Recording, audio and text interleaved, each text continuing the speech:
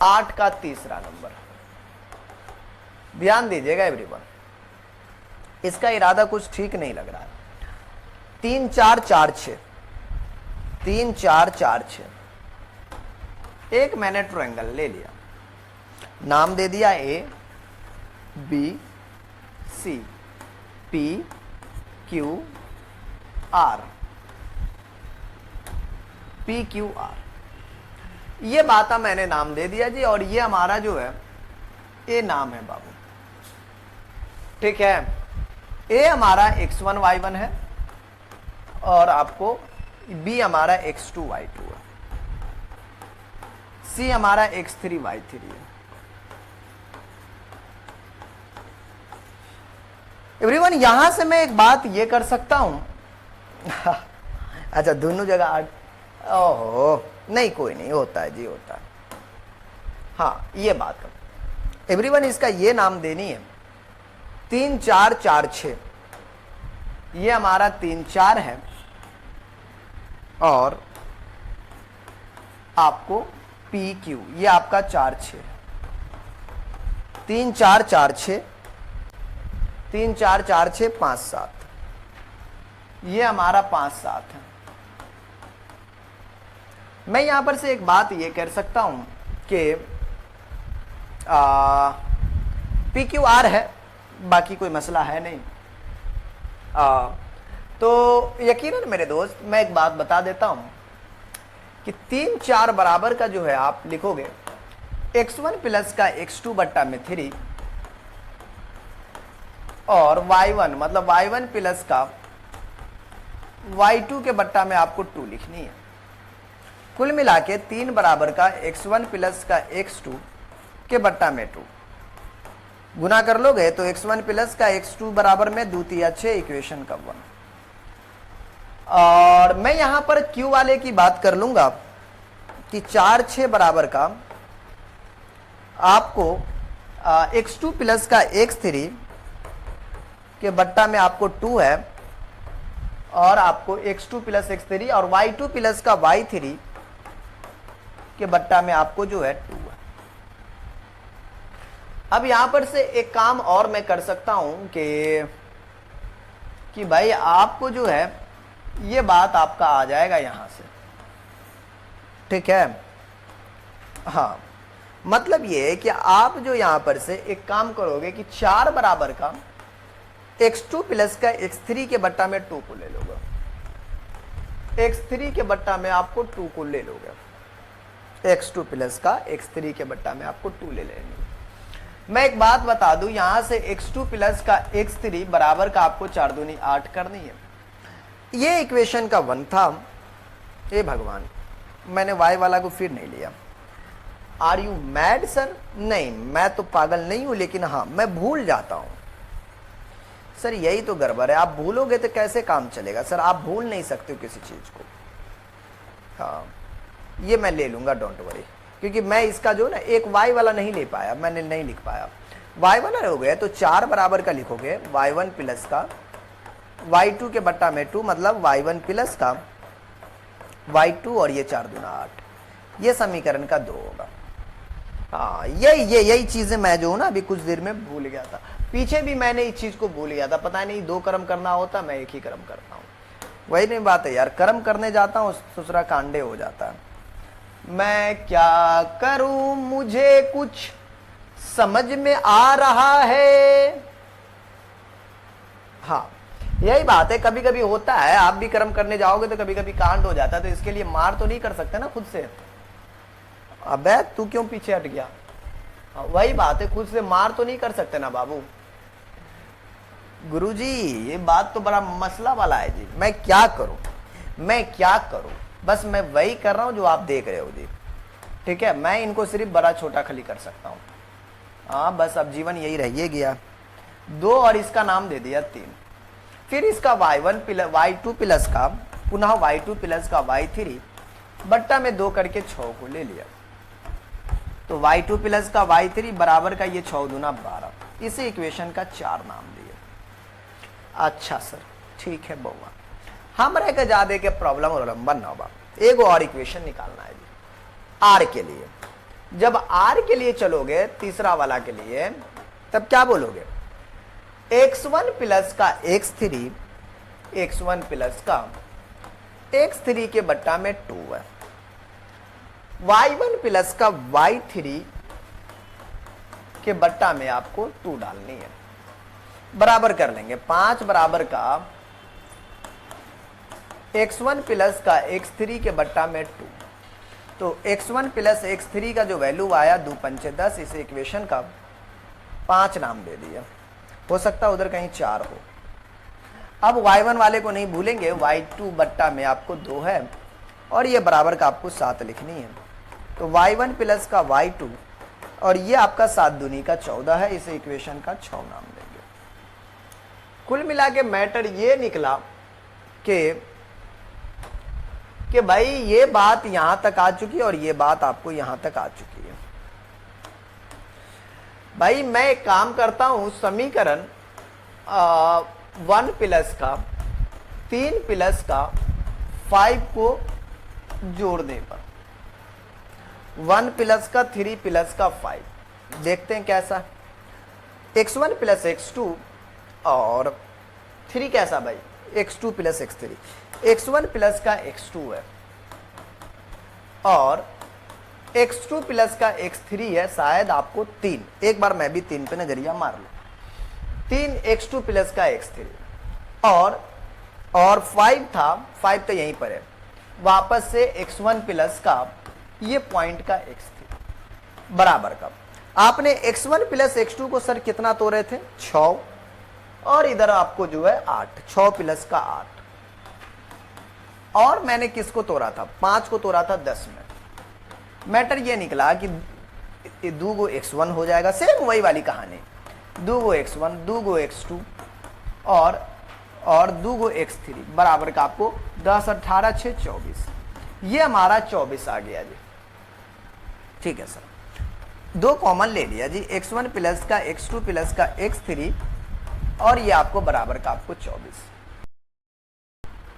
तो फाइनली यहां से जो है आपको x1, अगर मैंने x1 प्लस का x2 प्लस का x3 की बात किया तो ये हमारा भाग में जाएगा, मतलब 24 के भाग में 2, मतलब आपको ये 12 हो गया।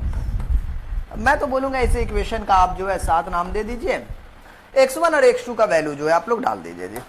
बोलेंगे गुरु जी x1 और x2 का वैल्यू जो है आपको 1 है तो 1 डाल देते हैं, समीकरण 1 से जा, ये भगवान 6 है तो 6 डाल देंगे, ये 6 प्लस का x3 बराबर का आपको 12 था ना, 12, समीकरण 1 से भाई। ठीक है, अब बोलेंगे गुरुजी यहां से क्या, तो अब यहां पर से ये बात होती है कि भाई आपको x3 बराबर का जो वैल्यू आएगा, 12 में से 6 गया तो आपको 6 हो गया, मतलब आपका एक तो आपका 6 वैल्यू आ चुका है। ठीक है सर, वो ये हो गया जी x3 का वैल्यू, एक वैल्यू हमने बड़ी मेहनत के साथ निकाला यार बड़ा मेहनत लगता है इसको निकालने में, जो बात है बउआ, और वक्त तो लगता है, लेंदी बना देता है ये क्वेश्चन।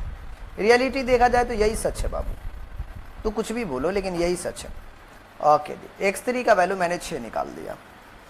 अब फिर से मैंने चला समीकरण ऐसा वैल्यू में डाल दो कि जो आपको आ जाए। x3 का वैल्यू किस में डाल सकते हैं, समीकरण 3 में डाल सकते हैं। समीकरण 3 में x3 का मान रखने पर, क्या करने पर बाबू, रखने पर, समीकरण 3 में, समीकरण 3 में जो हमने x3 का मान रखा है, तो समीकरण 3 में x2 प्लस का x3 था, x2 प्लस का x3, गुरुजी x3 का जो वैल्यू है वो हमारे पास 6 है, आपको 6 लिखेंगे, x2 प्लस का आपको x3 था, बराबर का आपको 8 था, बराबर का आपको 8 है, तो कुल मिला के x2 का जो वैल्यू है 8 माइनस का 6, मतलब आपको 2 हो चुका है। कुल मिला के x2 का वैल्यू जो है आपको 2 हो चुका है। ये हमारे पास ये चीज है। ओके ठीक है यार, मुझे x2 तो x3 निकल गया, अब x1 की बात होगी। x1 की जो बात होगी तो x1 का जो वैल्यू है हमारे पास कैसे निकलेगा सर, x1 का वैल्यू कैसे निकलेगा? हाँ यार, समीकरण 1 से निकल जाएगा। समीकरण 1 में x2 का मान रखने पर, x2 का मान रखने पर तो हमने 2 प्लस का x1, अब देखते हैं ये कितना है जी। समीकरण 1 देख लेते हैं, 6 है। तो x1 का वैल्यू हो चुका है 6 माइनस का 2, मतलब आपको 4 हो चुका है। ये 4 ये बता रहा है कि एक ये वैल्यू हुआ है, एक आपका जो है, मैं 3 की जगह टिक लगा लेता हूँ, बुद्धनी वाले को मुझे ढूंढना पड़ जाता है। और एक था x3 का वैल्यू, x3 का वैल्यू ये 6 होगा। ठीक है, चलो ये 3 चीजें मैंने यहां पे निकाल लिया। अब y1 की बात करेंगे। गुरुदेव y1 समीकरण का 2, 4, 6 को आप जोड़ दीजिए, आपका जो है समीकरण का 2, 4, 6 को, और निकल जाएगा y1 में 2। आप देखिएगा तो y1 प्लस का y2 बराबर का 8 है।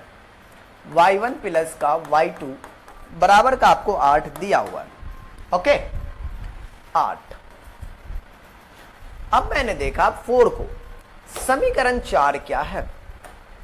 4 4 4 4 4 4 4 4, y2 प्लस का y3 बराबर है y2 प्लस का y3 12, y2 प्लस का y3 आपको 12 है। अब क्या, y2 प्लस का y3 हमारे पास जब 12 है, तब हम यहां पर से एक बात बोल सकते हैं गुरुजी, 12। अब यहां पर से मैं एक काम कर सकता हूं यार, अब क्या बोलिएगा यार, मैं तो यहां पर था ना, हो गया। अब 5 6 नंबर क्या है जी? ये 5 6, y1 प्लस का y2 14 है, y1 प्लस का y2 आपको 14 है, 14 इधर आपको जुड़ेगा, मतलब 2y1 हो जाएगा, 2y2 हो जाएगा और 2y3 हो जाएगा। पुरानी बातें हैं, मसला तो ज्यादा है नहीं। 2y3 12 8 20, ये भी आपका तकरीबन 24 हो रहा है। 12 8 20 और 10 34। हे भगवान यार, मुझे तो ये 34वां आ रहा है यार, मुझे बिलीव तो नहीं हो रहा है। मैं एक बार देख लेता हूं जी, और देख लीजिए, मुश्किल नहीं है। 4 6 8 था, 14 था, और आपको जो है 12 था, 14 12 और आपको 8, 14 12 8, 14 12 8, 14 12 8, तो 8 4 8 2 10 4 14 4 1 1 1 2 और 1 3 34। मैंने 2 यहां से कॉमन ले लिया, तो y1 प्लस का y2 प्लस का y3 बराबर का उधर 34 बना। तो y1 प्लस का y2 प्लस का y3 बराबर का, जो गुना में होता हो जाता भाग में, तो 34 के भाग में गया 2, मतलब 17 बार में। तो y1 प्लस का y2 प्लस का y3 बराबर का 17। समीकरण का जो नाम देंगे, इसको ऐसा नाम देंगे कि जो हमारा काम हो जाए, काम काम काम बन बन बन बन जाए। ओके, समीकरण का नाम दे दिया जी 8। 7 तक तो था, 8 नाम नहीं दिए।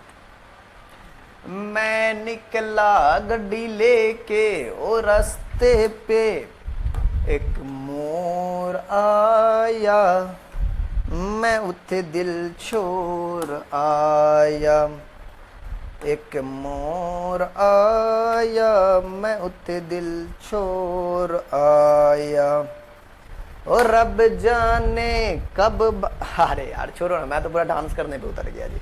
वही वाली बात है जी, मुजरा करने पे गुरुजी उतर गए हो। y1 प्लस का y2 का जो वैल्यू है वो 8 दिया हुआ है समीकरण 2 से। मैंने देखा 8 डाल दिया यहां पर, और ये y3 बराबर का 17 मैंने ये लिखा समीकरण 2 से। ठीक है, कहां से लिखा? समीकरण 2 से। ये बात आप लोगों को भी ज्ञात हो कि कुछ ज्यादा ही काला कर दिए इसको। तो y3 का वैल्यू 17 माइनस का 8, 9 8 17, तो y3 का जो वैल्यू है 9 8 17, मतलब y3 का वैल्यू 9 आ गया। बोलेंगे गुरुजी यार आप तो बड़ी मेहनत से निकाल दिया जी, क्या किया जाए? y3 का वैल्यू किसी में भी डाल दो। y3 का मैंने जो वैल्यू है वो वैल्यू डाल दिया जी हमने, y3, अरे वाह यार, डांस करने से छोड़िए, हटिए गुरुजी। y3 का वैल्यू हमने डाल दिया समीकरण 4 में। समीकरण 4 में, समीकरण 4 में y3 का मान रखने पर, ठीक है। तो समीकरण 4 में 4 था आपका 4 4 4 4 4 4 4 4 4, y1 प्लस का y2 प्लस का y3 बराबर का 12, y2 प्लस का y3, y2 प्लस का y3 बराबर का 12। तो y2 का वैल्यू 12 माइनस का 9, मतलब आपको हो चुका है 3। ये जो हमारे पास आ गया जी, ये हमारा आपको सॉल्यूशन आ गया। वो 9 आया और ये 3 आया जी। अब चलो समीकरण 1 से चलते, समीकरण 2 से चलते। समीकरण 2 में y2 का मान रखने पर, अगर आपने जो है समीकरण 2 में y2 का मान अगर आप डाल भी देते हो, समीकरण 2 हमारा जो है देखने में कैसा है वो देखते हैं। समीकरण 2 सर जी कैसा है? ओ गुरुजी आपको समीकरण 2 अभी तक दिखा नहीं, देखिए y1 प्लस का y2 बराबर का 8 है, y1 प्लस का y2, 2 तो अभी हमने निकाला है 3 बराबर का 8 है। तो y1 का वैल्यू 8 माइनस का 3, मतलब आपको हो चुका है 5। कुल मिला के त्रिभुज के शीर्षों के जो निर्देशांक है के निर्देशांक आपने जो अभी मेहनत की है उनका रिजल्ट x1 y1 का वैल्यू, पहले तो मैं x1 का बात कर लूं 4 है और y1 की बात किया जाए 5 है, तो 4 और 5 हुआ। अब बात होगी x2 और y2 का वैल्यू। y2 का वैल्यू तो हमको पता है 3 है, y2 3 है, x2 2 है, मतलब आपको ये 2 3 हो जाएगा। x3 और y3 का वैल्यू, y3 9, x3 यहां नहीं है, इधर है x3 6, मतलब 6 9 इज अ सॉल्यूशन। यही हमारा